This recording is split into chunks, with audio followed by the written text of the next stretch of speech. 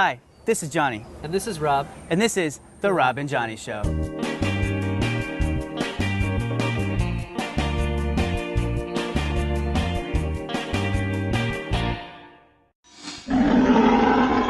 We're here today to talk to you about ectotherms, or cold-blooded animals. Which differ a little bit from endotherms, which are warm-blooded animals. But we're really fired up still from the Olympics this year, so we're gonna put all these ectotherms and endotherms up against each other as we walk around the zoo and show you our different animals. Medal ceremonies! Woo! Whoa! That way! Black-throated monitor versus the rhinoceros. So this is Ollie. He's a black-throated monitor lizard from southern Africa. And we're gonna pit his metabolism up against a big rhino. So rhinos, being endotherms, they have to eat a lot to create enough energy to keep themselves warm, since they're generating their own heat.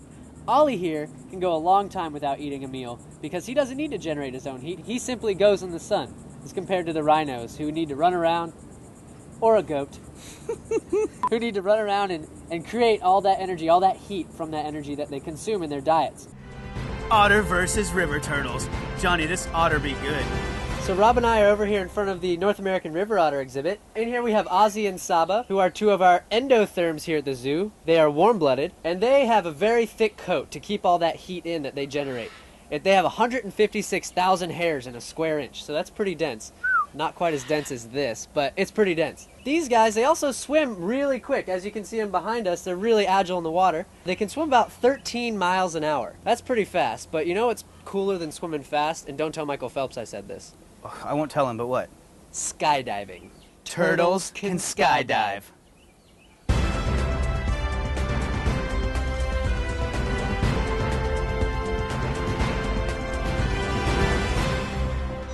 So the turtles weren't cooperating today. We decided to demonstrate it for you. When river turtles want to warm up, they come out of the water and they'll spread their legs out, and they actually will flatten out their hands and legs to create as much surface area as possible for the sun to hit on and warm them up. It's so warm, and I'm skydiving. Now Tate has offered to be on the turtle swim team to compete with the otters, but unfortunately all he's really good at is cannonballs. They tried to give me honeydew, and I was like, how about honey don't? Looks like these turtles are gonna beat out these otters by a hair. Get it? I get it. Get it? That's funny, Johnny. White-tailed deer versus American alligator. You do not want to miss this. We have Oakley and Clementine in this exhibit. Clementine has really, really big ears. Deer use those ears to cool off so they don't overheat. Their warm blood flows through their ears. They have pretty thin skin there, and that lets the heat leave their blood from those veins.